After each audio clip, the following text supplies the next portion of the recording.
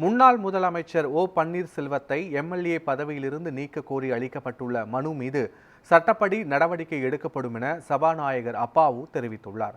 அதிமுக சின்னத்தை எதிர்த்து 2024 மக்களவைத் தேர்தலில் போட்டியிட்ட ஓ பன்னீர்செல்வத்தை பதவி நீக்க கோரி தேனியை சேர்ந்த மிலானி என்பவர் சபாநாயகர் அப்பாவுவிடம் மனு அளித்துள்ளார். இந்த நிலையில் நெல்லை மாவட்டம் ராதாபுரம் கால்வாயில் தண்ணீர் திறந்துவிடும் நிகழ்ச்சியில் பங்கேற்ற அப்பாவுவிடம் எழுப்பிய கேள்விக்கு ஓபிஎஸ் மீது அதிமுக கொறடாவோ அதிமுக நிர்வாகிகளோ இதுவரை புகார் அளிக்கவில்லை என்றும் தொகுதியை சேர்ந்த ஒருவர் புகார் அளித்துள்ளார் என்றும் தெரிவித்தார்.